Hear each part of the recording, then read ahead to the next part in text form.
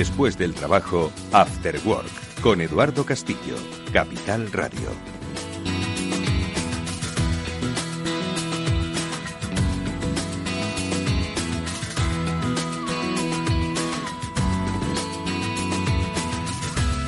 Hola, ¿qué tal? Muy buenas tardes. Bienvenidos un día más a este Cyber After Work, el programa de la ciberseguridad de Capital Radio. En él, junto con Pablo Sanemeterio y con Mónica Valle, a los que enseguida vamos a saludar, os damos las claves de nuestro tiempo, las claves de protección de una vida digital. Cada vez son más los procesos particulares y empresariales que dependen de de las redes, de la conexión, de estar expuesto al otro lado del muro, y nosotros aquí lo que hacemos es básicamente concienciaros sobre cuáles son los riesgos que siempre han existido, por otro lado, pero que hoy, dado que estamos todos en red, se han multiplicado y que son invisibles y que por eso no dejan de ser peligrosos. Ojo, bueno, pues hoy vamos a dedicar nuestro espacio, nuestro programa de ciberseguridad a un tema que yo creo que está en la base del desarrollo de la ciberseguridad en cualquier país, que es el de la inversión. Creer que lo que estás haciendo, aunque no lo veas, te está sirviendo, porque qué difícil es ver el retorno de la inversión en ciberseguridad. Pablo Sanemeterio, buenas tardes. Buenas tardes, Eduardo. No puedo estar más de acuerdo contigo. Es un tema súper apasionante y qué difícil es explicar y contar los retornos de una inversión en ciberseguridad. Mónica Valle, ¿qué tal? Muy buenas tardes. Mónica. Hola, buenas tardes a los dos, buenas tardes a todos. Y sí, coincido, pero bueno, vamos a explicarlo y vamos a intentar explicarlo muy bien para que entiendan la importancia de esa inversión en ciberseguridad y que efectivamente tiene un retorno muy importante. Tiene un retorno muy importante y, ojo, lo vamos a comentar. No se trata solo de deciros que es importante, que estéis protegidos, que lo es, sino que se trata de que sigáis el ejemplo de lo que están haciendo empresas, de lo que están haciendo países en su apuesta por la ciberseguridad. Ojo, no es broma, son cantidades multimillonarias las que están destinando en recursos humanos y en tecnología para protegerse. Y algunos países se están adelantando. Ojo, nosotros lo haremos tarde o temprano. La diferencia estará en si fuimos de los primeros que lo hicimos o de los últimos como consecuencia de los efectos de la ciberinseguridad. Bueno, pues de todo eso vamos a hablar en nuestro programa de hoy con Pablo Sanemeterio, con Mónica Valle y con un especialista, con Antonio Ramos. Vuelve a este programa desde Elite Security para hablarnos precisamente de eso, del retorno de la inversión. Ojo, que lo que queremos es simplemente que visualicéis, como empresas que sois, yo os entiendo, ¿no? Tenéis que explicárselo a vuestro CFO, ¿no? A vuestro director financiero, y decir, oye, mira, que es que esto es importante, no porque lo haya oído en la radio, que también, sino porque nos podemos ahorrar mucho dinero con esto. Bueno, pues de eso es de lo que vamos a hablar hoy en nuestro programa, pero ojo que también vamos a tocar otros temas que se derivan de la actualidad del cibermundo. Entre ellos, ojo, y hoy nuestro primer protagonista, ahora nos lo van a contar Pablo y Mónica, son los ordenadores Mac. Sí, hay un malware que es especialmente dañino con ellos. Vamos con las noticias.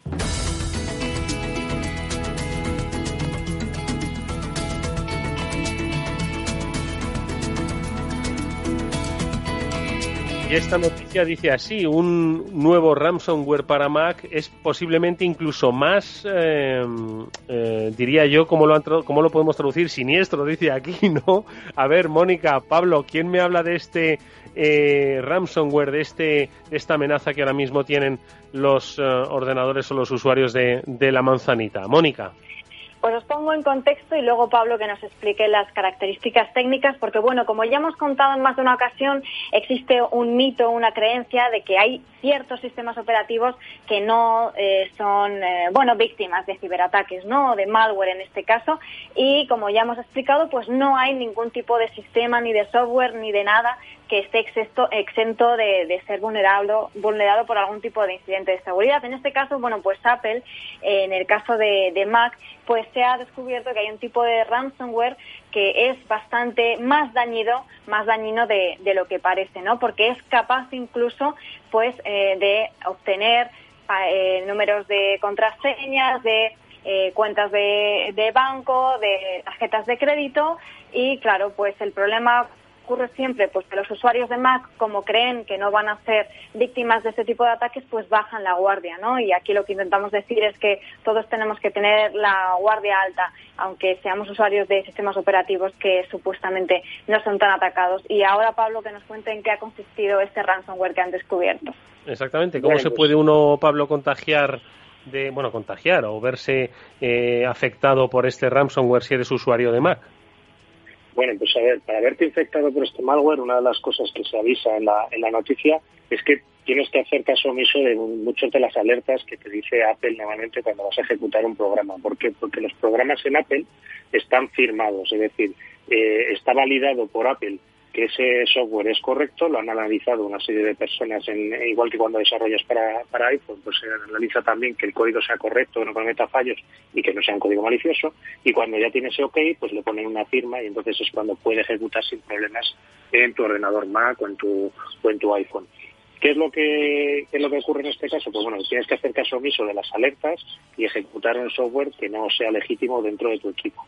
Luego ya a partir de ahí, pues todas las maldades que te puedan ocurrir. Intenta detectar que se está en un entorno virtualizado para que lo analice un analista de malware. Intenta detectar si es un ordenador de verdad o no, para ejecutarse de verdad en ese ordenador. Intenta también pues robar criptomonedas, pues si tiene una wallet el equipo. Intentas cifrar la información. O sea, tiene muchas funcionalidades este malware, muy desarrollado. También se alerta de que es un poco ruidoso, pero bueno, hay que estar atento y hacer siempre caso de las advertencias de seguridad que te da el fabricante del sistema operativo, en este caso Apple. Oye, ¿qué es lo que podemos hacer si se da la circunstancia de que, bueno, pues nos afecta este malware, nos hemos descargado un programa, no hemos tenido la prudencia debida? ¿Podemos hacer algo? ¿Tenemos que esperar a que nos avisen? ¿No nos vamos a dar cuenta y gota a gota vamos a perder dinero? ¿Qué es lo que sugerís? Pues en este caso, principalmente, en cuanto notes algo raro, pues si tienes una wallet de criptomonedas y ves que desaparecen criptomonedas sin que hayas hecho tú nada, o te empiezan a cifrar ficheros, básicamente lo primero, apagar el ordenador, tratar de sacar la copia de seguridad de tus ficheros y reinstalar el sistema operativo desde cero para eliminar esa amenaza. Bueno, pues sí, porque ahí recordemos está. que en el caso de ransomware, pues si no existe la clave de descifrado, que no se suele conseguir, se suele conseguir en pocas ocasiones y bastante tarde, pues claro, sin esa clave de descifrado es imposible poder volver a conseguir el acceso a todos los archivos. Oye, ¿y por qué? Porque yo creo que lo hemos comentado, pero bueno, siempre es bueno volver a recordarlo. Hablaba Mónica de que hay una especie de falso mito, ¿no?, sobre la invulnerabilidad de los dispositivos de Apple, y básicamente, quiero decir que todos los sistemas pues son prácticamente alterables, ¿no? Pues por supuesto que las compañías trabajan para que lo sean pues en la menor de las posibilidades, o que sea muy complejo, ¿no?, llegar a esa vulneración. Sin embargo, ese mito se ha creado, ¿por qué? Porque hay obviamente muchos más dispositivos que utilizan el otro sistema operativo en el mundo, y por una cuestión puramente de mercado, ¿no? Pues hay más iOS hay más Android que iOS, y por tanto pues yo me voy a donde está el volumen. ¿O por qué se ha generado ese mito, Mónica? Sí, efectivamente, resulta más rentable. Al final, el número, por ejemplo, de usuarios de Windows es muy superior, de Android también es muy superior, por eso al final en Android pues encontramos muchos más casos de aplicaciones fraudulentas que se han conseguido publicar en el App Store, y más incidentes que atacan en específico, que están diseñados para ese tipo de dispositivos que utilizan ese sistema operativo. Pero no debemos olvidar que también los ciberdelincuentes saben que los usuarios de los sistemas operativos que son minoritarios pueden estar con la guardia baja y que pueden tener más posibilidades por ese motivo. Así que por eso ninguno podemos estar sin los ojos bien abiertos. Pablo, ¿tu recomendación? Yo, por añadir un poquito, yo creo que ahí también fue una campaña de marketing muy buena de parte de la gente que vendía ordenadores de Mac, que aprovechando pues eso, que el mayor porcentaje de usuarios estaba en otros sistemas operativos, como puede ser Windows en el caso de los PCs, pues la mayor parte del malware se desarrolla, como bien ha dicho Mónica, para la mayor parte de clientes. Es decir, si Microsoft Windows tiene un 95% del mercado de ordenadores de PC, pues yo desarrollo malware con el 95% de PC y otro 5% pues se lo reparten otros sistemas operativos. En ese sentido, pues se creó un poco la creencia de que no había malware para Mac, o era muy raro que existiera malware para Mac, y con eso pues empezó a vender la idea de que no había malware para Mac. Pero ya, como el propio Mac, como ha dicho Mónica, los usuarios están un poco más con la guardia baja, y también Mac ha ganado preponderancia en los sistemas operativos que se utilizan, pues los desarrolladores de malware ya han empezado a hacer malware para Mac. La recomendación, como siempre, pues instalar software de fuentes de confianza, no instalar de cualquier cosa en el PC, y seguir siempre pues las recomendaciones de seguridad, de instalar actualizaciones y parches de seguridad. Bueno, pues mucho ojo y sobre todo estar pendientes de todas las recomendaciones y comunicaciones que nos haga el fabricante de nuestro dispositivo, ¿vale? O del software que estamos utilizando para trabajar. Y si no, pues hoy en nuestro tema, pues pagad para que lo haga alguien por vosotros, ¿de acuerdo? Pero ni solo se va a hacer, ni por ciencia infusa se va a arreglar. Más cosas en el mundo de las noticias. Oye, esto, vamos, si no fuese porque ha sido un delito, me resultaría genial. Una conversación entre extorsionadores y extorsionados. Universidad de California ha acabado pagando ¿cuánto? Más de $1 millón por ¿de qué se ha tratado? De un bloqueo de información, de un robo de información. Digo, porque ha habido conversación mediante, ¿no?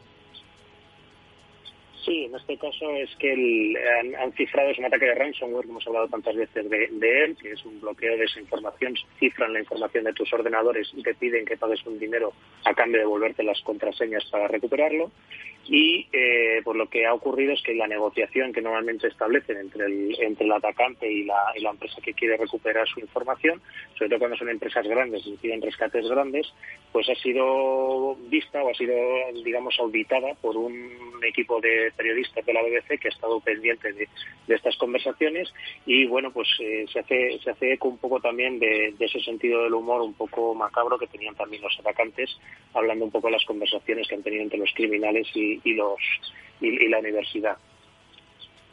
Lo que me resulta extraño, Mónica, de todo esto, extraño, es la naturalidad con la que, no digo Pablo, sino con la que las empresas, digo naturalidad entre comillas, negocian pues con los ciberdelincuentes y con periodistas siendo testigos. Es decir, para que veamos un poco el escenario en el que nos encontramos, que es como una negociación de un business, ¿no? Incluso seguido por periodistas en directo, como un gran hermano, ¿no? Cuando se está cometiendo un delito. Es muy extraño todo, ¿no? En este caso, lo de los periodistas o el medio de comunicación siendo testigo de todo el proceso es lo extraño. Pero lo que no es nada extraño es el tema de la negociación. De hecho, los ciberdelincuentes, como hemos comentado alguna vez, pues son cibercriminales que están verdaderamente organizados y profesionalizados y están muy acostumbrados además a estas negociaciones y las permiten y las provocan ellos, ¿no? Saben que a lo mejor pues te piden 100 para que luego tú les ofrezcas 50 y así, ¿no? Y de hecho, los expertos en ciberseguridad que trabajan con este tipo de casos de ransomware están muy acostumbrados a hacer este tipo de negociaciones con los criminales en el caso de ransomware. O sea que es bastante común. Lo de los periodistas ya espero que no se convierta en algo común, porque desde luego que es un poco siniestro. No, sin lugar a dudas, al final han tenido que pagar $1 millón de dólares a la Universidad de California. Es un poco lo que, además, Pablo, hablábamos la pasada semana con uno de nuestros invitados, ¿no? ¿En cuánto valoras tú nos lo contaba Monleón, ¿no? ¿En cuánto valoras tú los datos, ¿no? Tienes que hacer pues un análisis de riesgos sobre cuál es el valor de los datos pues de tu compañía, ¿no? Y en este caso, pues no sé exactamente qué es lo que le secuestraron, que vale $1 millón y pico de dólares, Pablo. Bueno, pues en este caso la universidad estaba haciendo pues una investigación sobre una vacuna o trabajos sobre vacunas del COVID, con lo cual es una información que estamos a día de hoy de plena actualidad y en una gran carrera para conseguir sacar una vacuna que nos saque de esta pandemia que estamos viviendo todos. Y pues el atacante depende del tiempo que haya tenido para estar dentro de tus sistemas y conseguir detectar que tienes una información muy valiosa, saber que estás en esa universidad y pues borrarte las copias de seguridad que puedas tener o que pueda tener al alcance el atacante, y cuando ya te tiene cogido pues es o pagas esa extorsión o pierdes un trabajo de meses o incluso a veces de años por no poder recuperar esa información, esos datos o ese trabajo que tienes secuestrado. Bueno, pues mucho ojo, seguir las recomendaciones de los expertos. ¿Cuánto valen los datos que tenéis? ¿Para qué queréis los datos? ¿Son básicos para el desarrollo de vuestro negocio? Bueno, pues ahí está, yo creo que el primer paso para saber si necesitáis o no más o menos protección. Que la necesitáis es seguro. Oye, y más cosas relacionadas precisamente con las criptomonedas. ¿Qué es lo que ha pasado? Que se ha descubierto un nuevo malware para el minado de criptomonedas. Esto, como vosotros me lo habéis explicado en muchas ocasiones, significa que utilizan tu ordenador, las capacidades de tu ordenador para ponerlo al servicio del minado de criptomonedas. ¿Qué es lo que ha pasado exactamente? Bueno, en este caso ha sido en la plataforma. ¿Os acordáis que hace un par de programas vino Ángel y le hizo la pregunta comprometida de qué era un contenedor o qué era un Docker? Sí. Bueno, pues en este caso hay un sitio en Internet donde normalmente se depositan estos contenedores. Docker normalmente es una tecnología que sirve para empaquetar y distribuir tu software de forma más fácil y de forma más rápida. Incluso permite desplegar nuevas versiones de forma muy ágil, con lo cual es alguna tecnología que se está implantando masivamente en todas las compañías, y hay un sitio en concreto donde se suelen alojar estos contenedores, que es Docker Hub, ¿vale?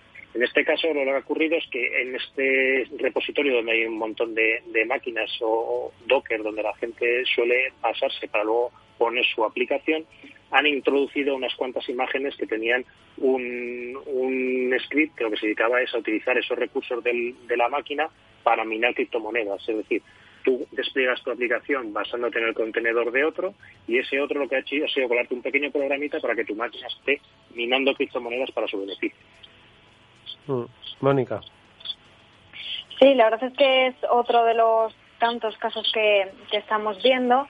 Los cibercriminales tienen mucha imaginación, y en el caso de las criptomonedas es un ciberataque que, bueno, se ha ido haciendo más popular con el paso del tiempo desde hace unos años. De hecho, el ransomware del que tanto estamos hablando, porque desde luego que está en auge, pues incluso se redujo un poco en favor del cryptojacking o del minado ilegal de criptomonedas, ¿no? Y es un ataque que para los cibercriminales es muy rentable, porque ellos prácticamente no tienen que hacer nada, solamente pues van dejando sus trampas por la red, y cuando alguien cae, pues bueno, el ordenador de la víctima va minando criptomonedas, va utilizando su potencia para el criminal, ¿no? Entonces, como ya digo, muy rentable para ellos, porque básicamente es poner el cebo y sentarse a esperar. De todas formas, esto es bastante complicado, ¿no? Porque yo estoy seguro de que muchos nuestros oyentes están pensando, dice, oye, pues igual están usando mi ordenador para minar, ¿no? Para el criptominado este. Lo digo porque dices, bueno, de repente empiezas a notar cierto ralentí, pero igual lo último en lo que piensas es que te están utilizando el ordenador, porque con esto del confinamiento, ¿no? Y del teletrabajo, pues muchos nos hemos puesto a trabajar en mismos procesos cuando antes teníamos una red pues mucho más potente, unificada en la empresa, y no estábamos todos conectados al mismo tiempo, ¿no? Entonces, quizás esto está pasando desapercibido, camuflado en una situación de pues cuello de botella, ¿no? En lo que se refiere a conexiones, y quizás estemos siendo objeto de un secuestro, ¿no? De este tipo para utilizar nuestras capacidades. ¿Cómo podríamos saber si nuestro ordenador está siendo un zombie minero, Pablo? Pues habría que estar pendiente del uso de los recursos, sobre todo de CPU, ¿vale? En general, en Microsoft Windows tienes una herramienta que se llama el administrador de sistema, donde puedes ver el administrador de tareas, donde puedes ver qué programas se están ejecutando dentro de tu equipo. Y entonces lo que tendrías que estar es un poco pendiente a ver si hay algún programa que está consumiendo mucho rato de CPU al 100% o al 99% o 50%, de manera continuada. De esta forma podrías ver que un proceso, si tú no estás ejecutando nada, no estás jugando a nada que sea muy intenso en uso de CPU, y ves la CPU ahí arriba, lo que con gran consumo de tiempo de CPU, puedes sospechar que hay algún tipo de malware que se esté aprovechando de tus capacidades de computación para minar criptomonedas. Bueno, pues ya echar un vistazo de vez en cuando, que quizás ese ralentí de vuestro ordenador no se deba a esa conexión vuestra, sino a que está siendo utilizado pues para otros fines que no le corresponden.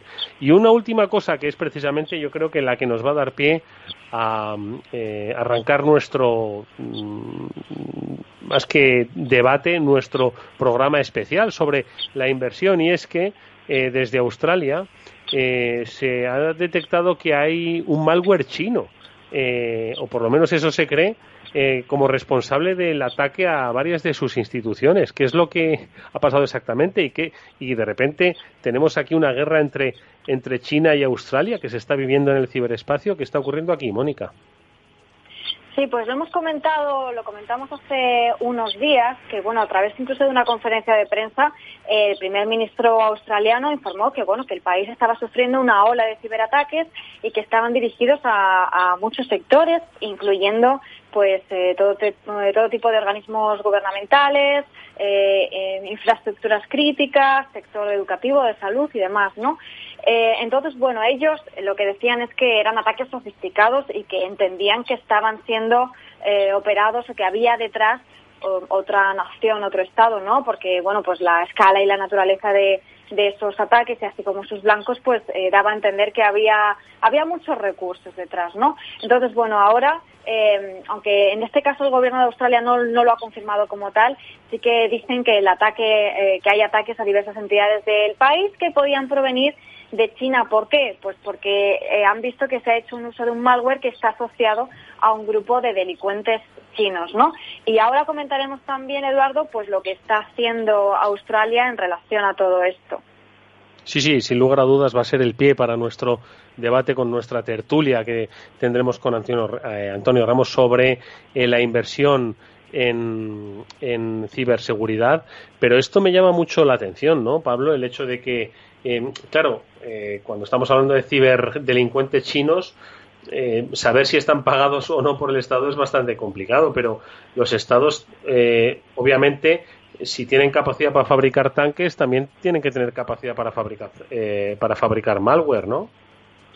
Totalmente de acuerdo. O sea, ya hace bastantes años que se ha definido el ciberespacio como un ámbito más de guerra, donde tienes que tener tanto armas ofensivas como armas defensivas. En este caso, pues se sospecha que los que están detrás son grupos chinos, porque ya se han visto otros ataques en los cuales se les ha atribuido a grupos chinos y a determinados grupos chinos, y lo que se suele analizar es qué partes tiene en común el código de este malware que han sufrido el ataque el gobierno australiano con otras operaciones de este equipo atacante, y en esas muestras que han utilizado se ven técnicas similares, partes de código similar y recursos similares, y con eso pues bueno, se va viendo también el tipo de exploit o el tipo de vulnerabilidad que se explota, suele marcar un poco el tipo de atacante o quién es el grupo atacante que está detrás. Pero evidentemente todos los estados deberían estar invirtiendo, si no lo están haciendo ya, que deberían estar haciendo ya todos, tanto en la defensa como en sus capacidades ofensivas también. Bueno, pues estas son las noticias que nos van a dar paso al debate que vamos a desarrollar sobre inversión en ciberseguridad. Pero antes, dejadme contaros una cosa. Obviamente muchos de vosotros estáis ahora mismo planificando vuestras vacaciones y ya sabéis que el sector turístico es nuestro fuerte en España. Siempre está en continuo movimiento y tiene mucha capacidad de adaptación a las nuevas necesidades, especialmente ahora que tienen los viajeros. Bueno, pues desde Viajes El Corte Inglés quieren adaptarse igualmente a esa capacidad que tiene el sector turístico con una iniciativa interesantísima. Se trata de la primera feria virtual de turismo que va a tener lugar a finales de esta semana, 9 y 10 de julio. Ojo que al ser virtual va a estar abierta las 24 horas.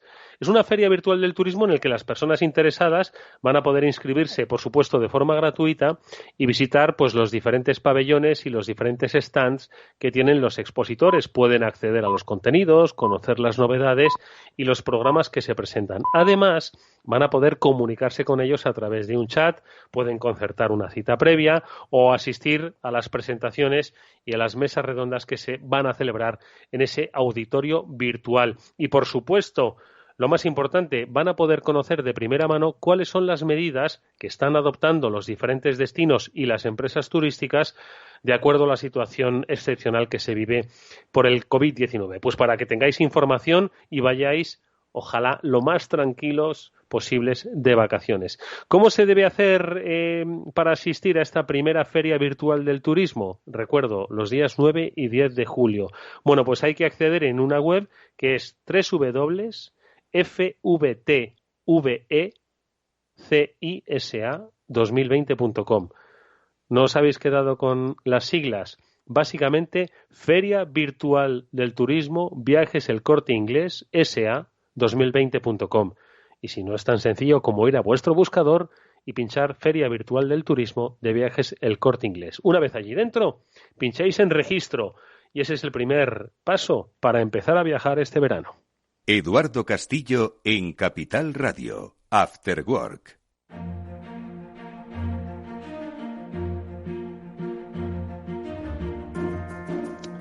Decía Mónica que Australia está recibiendo ataques y Australia está poniendo medidas.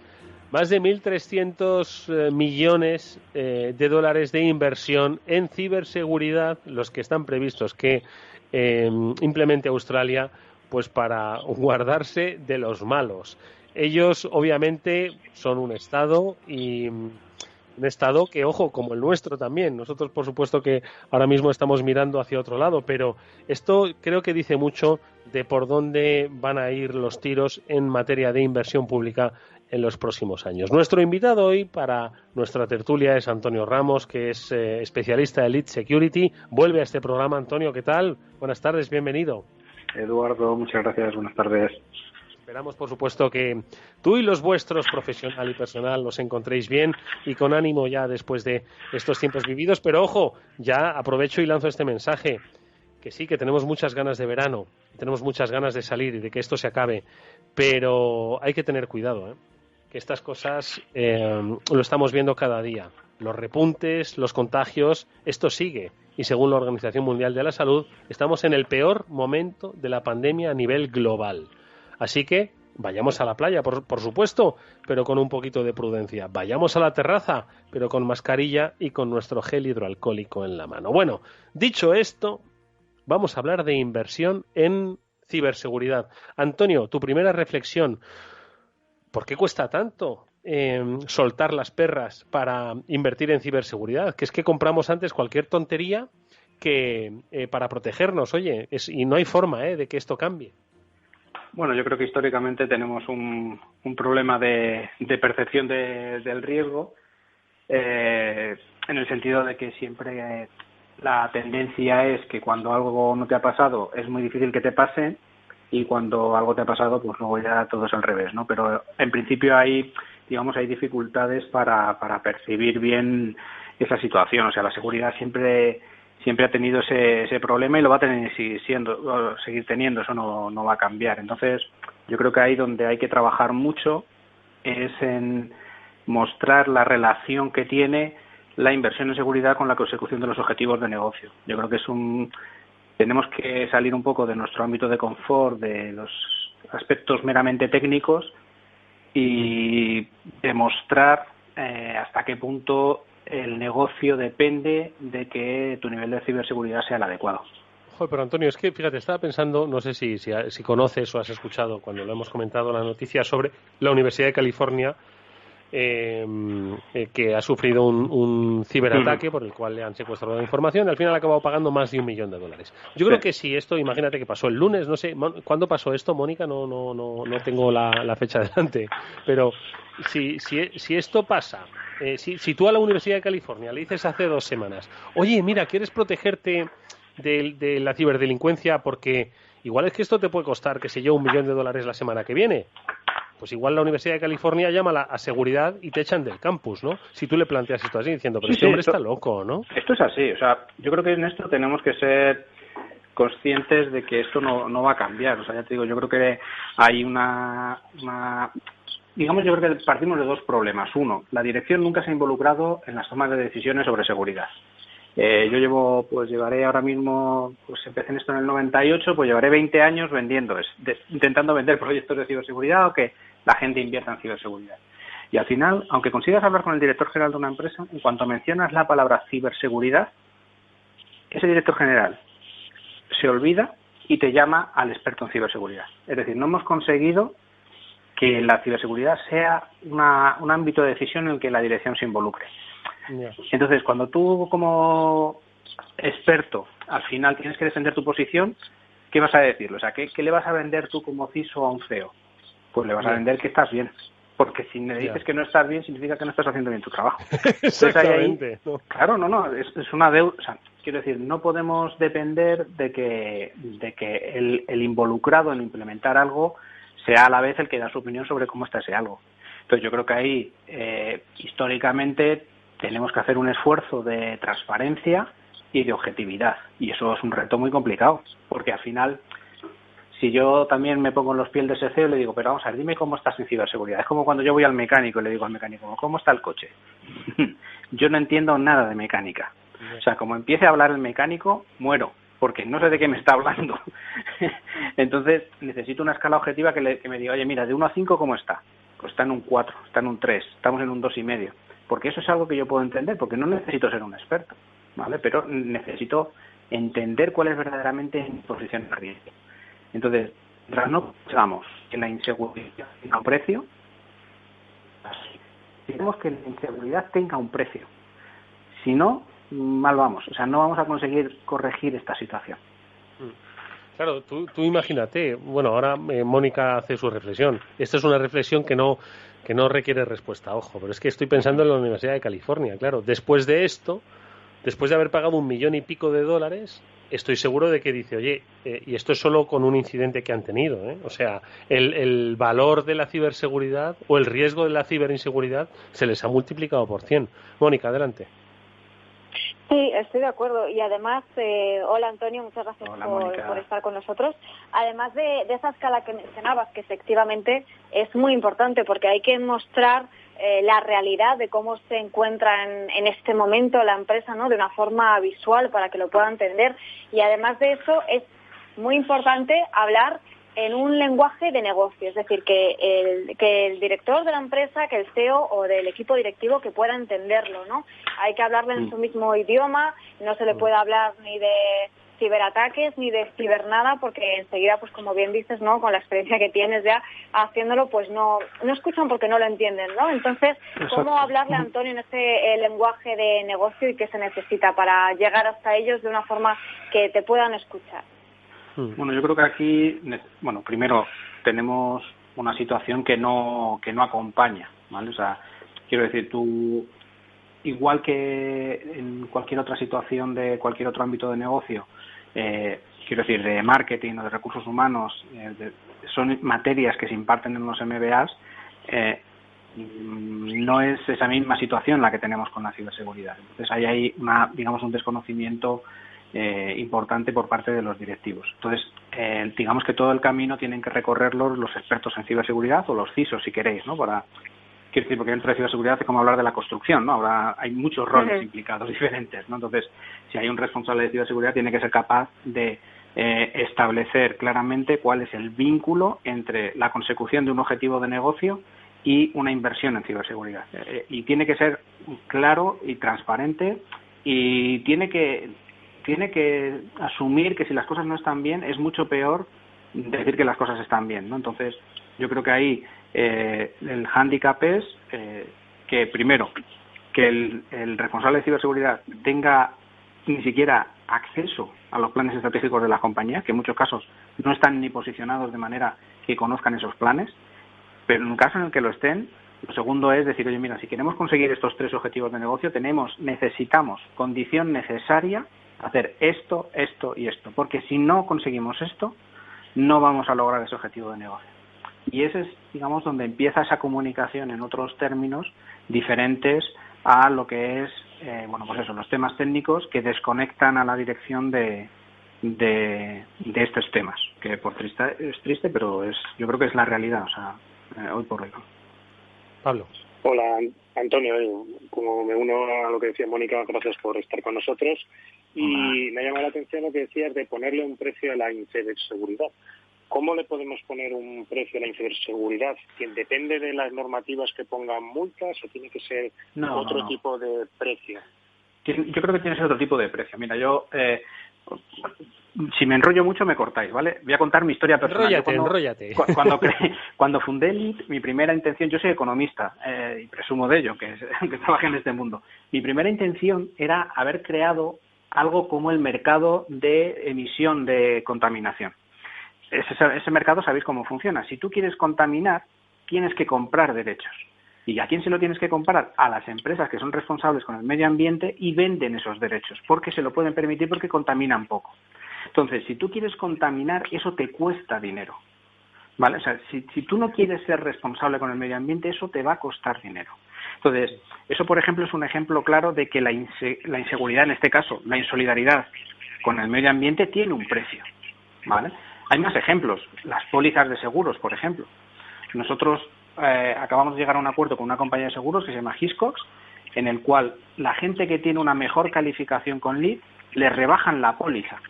Es decir, tener buena seguridad tiene premio. Es decir, si tú tienes un mal nivel de seguridad, eso que sepas que te va a encarecer la póliza de ciberseguro que contrates. Entonces, tenemos que buscar mecanismos. Hombre, lo ideal sería que pudiéramos llegar a lo del sector financiero y al riesgo operacional, ¿no? Pero yo creo que eso hoy por hoy es algo que estará, pues posiblemente mis ojos no lo vean, ¿no? Como decía el otro, a lo mejor mis hijos. Pero sin llegar a eso, yo creo que hay situaciones en las que la inseguridad puede tener un precio. Es decir, si tú tienes, ahora que estamos en una fase en la que ya se están notificando incidentes, si tú tienes incidentes en los que se pueda demostrar un dolo en tu competencia, pues a lo mejor no tienes que tener, por ejemplo, te pueden inhabilitar para contratar con el sector público, o puedes tener distintos incentivos, digamos, costes por el hecho de tener una mala seguridad. Pero claro, para eso lo importante es que se pueda saber que tienes una mala seguridad, y eso todavía pues queda camino por andar.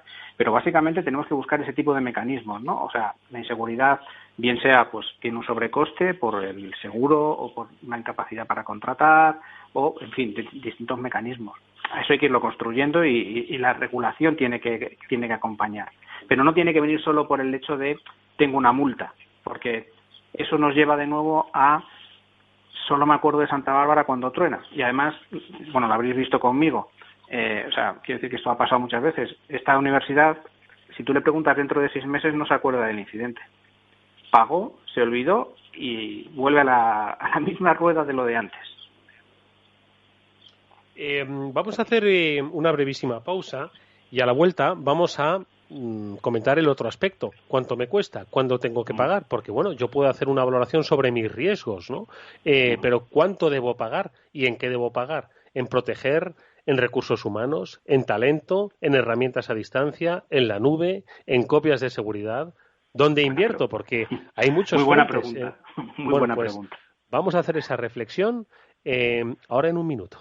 After Work, con Eduardo Castillo. Hola, soy Leopoldo Abadía, autor de La Crisis Ninja, y quiero hablaros de lo normal. Lo normal es que cuando compramos algo sepamos cuánto tenemos que pagar, ¿no? Pues eso mismo debería suceder a la hora de invertir. Por eso me gusta Finanbest, comisiones bajas y claras, sin letra pequeña. Entra en finanbest.com y descubre que lo normal es extraordinario. Lo normal es Finanbest.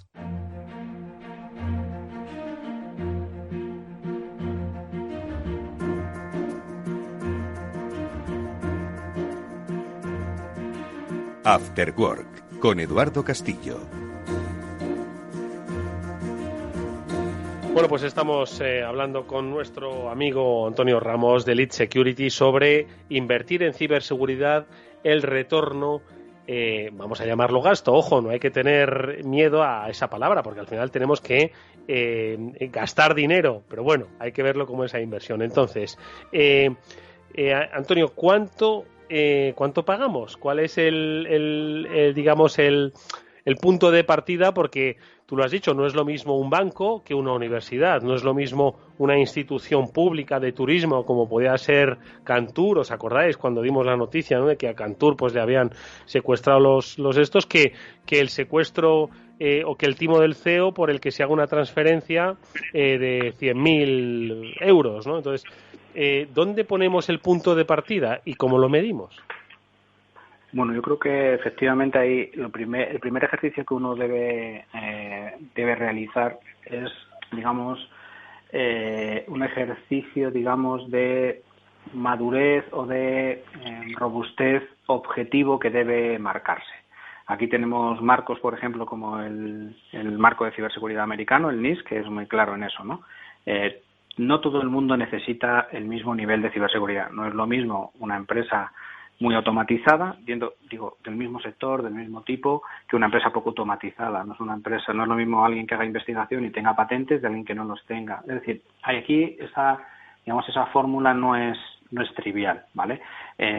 Básicamente yo lo que diría es que cuanto información más sensible manejas o información de más valor o más automatizados sean tus procesos, más vas a tener que invertir en seguridad porque tu grado de dependencia de la tecnología es mayor y por tanto en esos casos vas a tener que gastar más. Digamos que al final esto es, digamos, como cuando pues yo intento poner siempre el mismo o ejemplos muy cotidianos para intentar simplificar los conceptos, ¿no?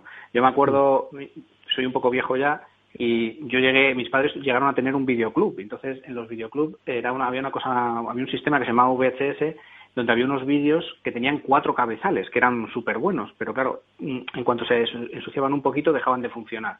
Es decir, requerían un mantenimiento mucho más exhaustivo que uno de 2 cabezales. Lo que quiero decir con esto es que, al final, la utilización de tecnología conlleva también pues unos trabajos de mantenimiento y de aseguramiento de calidad del producto y por tanto de ciberseguridad más altos que alguien que tenga menos necesidad. Entonces, ¿cuánto te puedes gastar? Pues te puedes gastar desde, pues a lo mejor desde un 1% hasta un 10% de tu inversión en tecnología tendría que ir dedicado a ciberseguridad, dependiendo de pues lo sensible que sea tu negocio a fallos en la tecnología o a fugas de información derivados de un mal uso de la tecnología. Siento dar una respuesta tan vaga, pero es que la realidad es tan compleja que, ¿sabes? No es muy difícil tipificar, ¿no? El problema, además, Antonio, que yo veo es que cuando pues un presupuesto es de 100, ¿no? Entonces, cuando de repente le hablas de ciberseguridad, dice, mira, yo es que tengo 100, no tengo 110. Entonces, si le doy entre un 1 y un 10% a ciberseguridad, se lo tengo que quitar a otra cosa, ¿no? Entonces, ¿de dónde lo tengo que quitar? ¿No? Claro. Por eso, totalmente de acuerdo. Además, es un juego de suma cero, esto es así.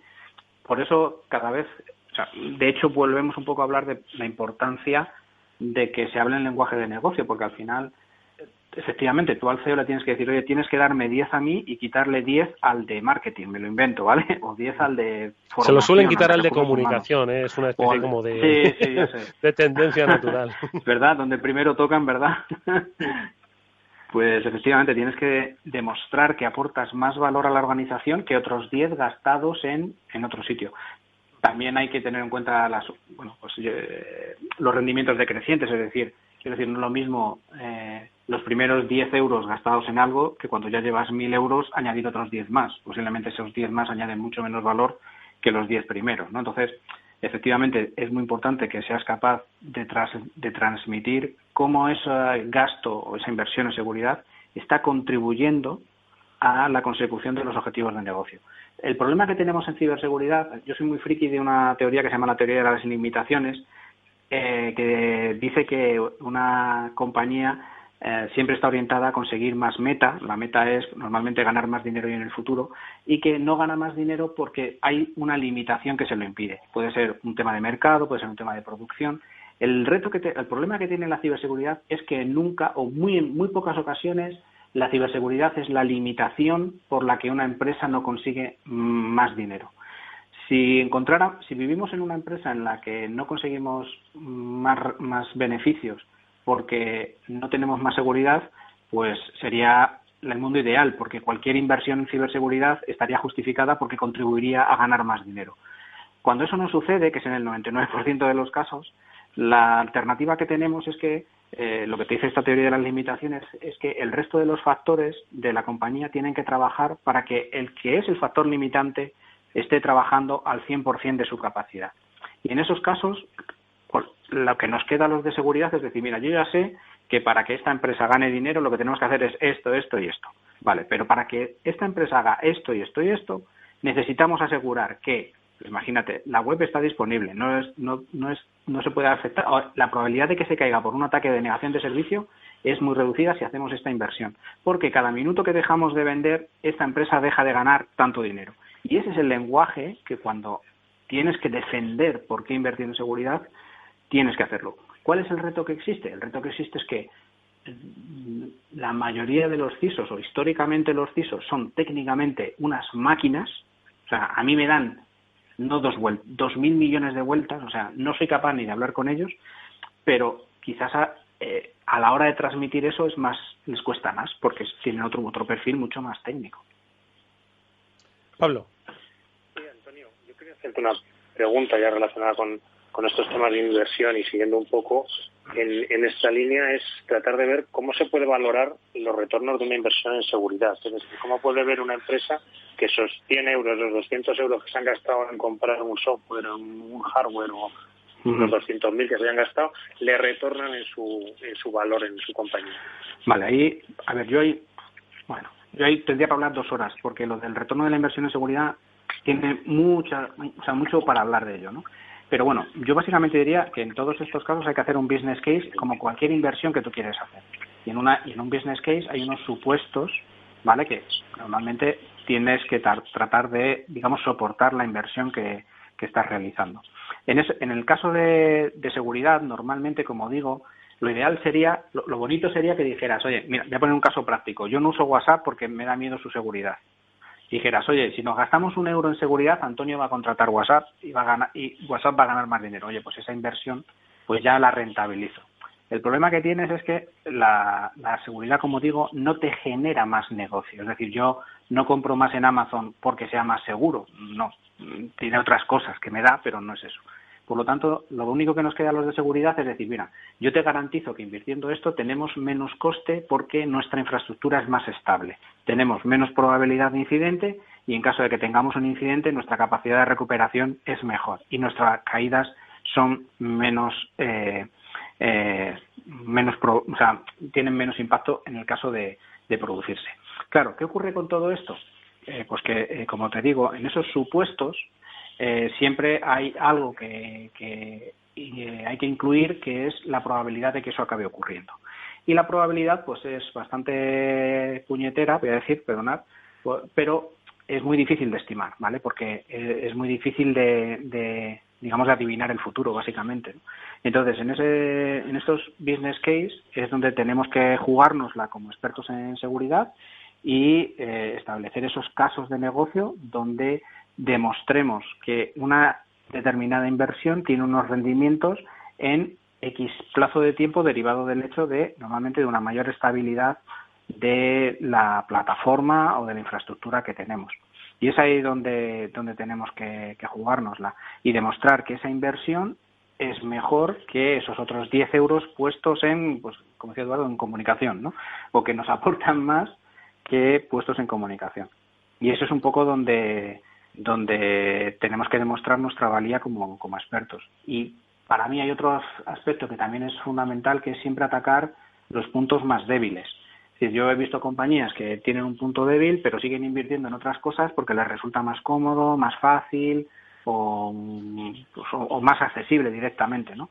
Ves que su punto débil a lo mejor es la seguridad de los terceros, pero siguen invirtiendo en firewalls. Pues dices, pues bien, pero tu punto débil sigue estando allí. Entonces, da igual que inviertas más en firewall porque no vas a ser más seguro. Es decir, todo lo que inviertas ahí es dinero que estás tirando porque no te está haciendo ser más seguro, porque tu punto débil sigue estando en otra parte.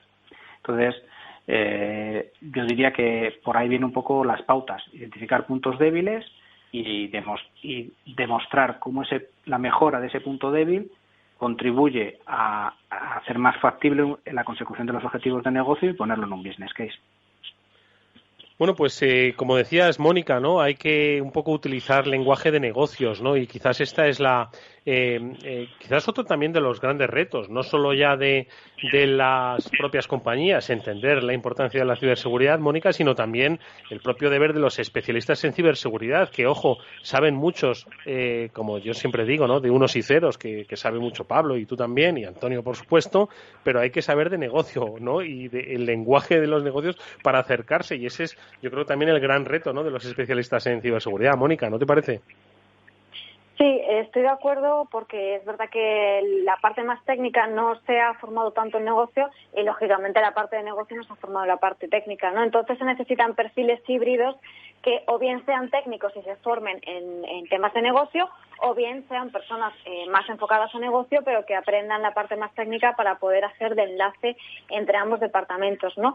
Y hay una cosa que ha dicho Antonio que me ha gustado mucho porque es muy relevante y es verdad, que es que los usuarios no compramos por ahora más en un comercio o en otro por el hecho de que ese comercio o esa empresa haya invertido más en ciberseguridad, pero yo creo que es una cuestión ahí de comunicación, ¿vale? Y de confianza. ¿Por qué lo digo? Porque el hecho de que una empresa demuestre que se preocupa por la ciberseguridad y que protege los datos, yo creo que es importantísimo y muy valioso y que debería estar muy orgullosa de hecho y comunicarlo, ¿no? Entonces creo que además de ciberseguridad hay que invertir en comunicación de ciberseguridad para enseñar a los usuarios lo relevante que es que una empresa se preocupe por la seguridad, es decir, que aparte de que la empresa invierta en ciberseguridad y proteja los datos y todo y toda la empresa, tiene que comunicar que lo está haciendo para que también esa inversión sea más rentable. Es decir, yo, por ejemplo, si soy un comercio, obviamente estamos hablando de temas de sector bancario, financiero, lógicamente aún más, ¿no? Pero creo que cualquier sector se puede beneficiar de decir, oye, yo no seguro que no vaya a tener ningún incidente nunca, pero sí que te puedo prometer que me estoy gastando mucho dinero en proteger tu información porque me preocupa. Creo que es un valor añadido que es necesario contar. Totalmente, pues, oye, Mónica. O sea, una de las formas de que esto tenga valor es que forme parte de la comunicación y la capacidad de generación de ventas de una compañía. Por eso nosotros, cuando empezamos en Lead, una de las cosas que nos pusimos claramente como objetivo era que el resultado fuera un etiquetado que estuviera disponible públicamente, de tal forma que alguien pueda decir que yo soy AAA, a ver qué proveedor tuyo es AAA, ¿no? Porque si no, esa marchamo público y esa demostración de esfuerzo es eso que os digo de que la inseguridad tenga un precio. Si tú al final tu etiqueta solo puede decir que eres triple C, pues lo siento mucho, pero me voy a ir con el de triple A. Porque... Exactamente. Si tú ahora mismo vas a una terraza y ves que no hay medidas de higiene y de seguridad sanitaria, te levantas y te vas. Bueno, pues esto es lo mismo. Hay que hacerlo visible. Exactamente. Mira, ya tenemos la excusa perfecta para que ese 10%, en vez de quitárselo a comunicación, se lo quitemos a marketing, ¿vale? Que venga, va. Ya se han llevado durante muchísimo tiempo. Oye, pues no nos queda nada más que agradecer a Antonio Ramos de Lead Security que haya estado con nosotros dando esta lección didáctica de negocios y ciberseguridad. Es el siguiente paso para que forme parte cada vez más de nuestras vidas. Antonio, como siempre, muchísimas gracias, un fuerte abrazo. Encantado de que hayas vuelto por este programa. Muchísimas gracias, un placer, y os animo a todos a calificaros, ya sabéis, a calificar la ciberseguridad, es importante. Triple A. Triple A por lo menos. Un abrazo, por supuesto, muchísimas gracias. A Pablo y a Mónica, como siempre, muchísimas gracias, amigos, por haber estado con nosotros, haciéndonos un poco más visible y cercana a la ciberseguridad, la que hacemos en este programa. Pablo, Mónica, un fuerte abrazo y gracias. Muchas gracias, Edu. Siempre.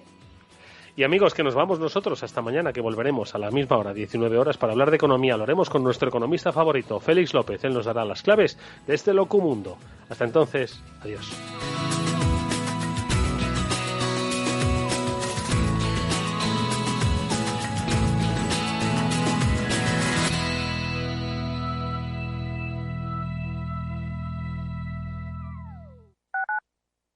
Capital Radio Madrid 105.7. Soy de Cercedilla y aquí sabemos de naturaleza. Por eso este verano te invito a pedalear por el Valle del Lozoya, a conocer el Parque Nacional Sierra de Guadarrama y el Hayedo de Montejo, a recorrer la senda del Genaro en el Atazar, a navegar en el Pantano de San Juan, a hacer paddle surf en el río Alberche en Aldea del Fresno y a pasear por nuestras dehesas de Cercedilla, claro. Estas vacaciones, la naturaleza de Madrid nos está esperando. Vamos a disfrutarla, porque juntos somos un mejor Madrid. Comunidad de Madrid. Ahora más que nunca tienen un propósito. Marta, Pedro, Lucía. Seres extraordinarios que con pequeños gestos, como cerrar el grifo mientras se enjabonan, cuidan el agua. Únete a ellos. Descubre tus superpoderes en canaldeisabelsegunda.es. El poder está en tu mano. Cuidando el agua, cuidamos de todos. Canal de Isabel II. Capital Radio. Siente la economía. Webex cuenta con la seguridad integrada de Cisco, por lo que su videoconferencia será siempre confidencial. Busque hoy mismo prueba gratuita de Webex.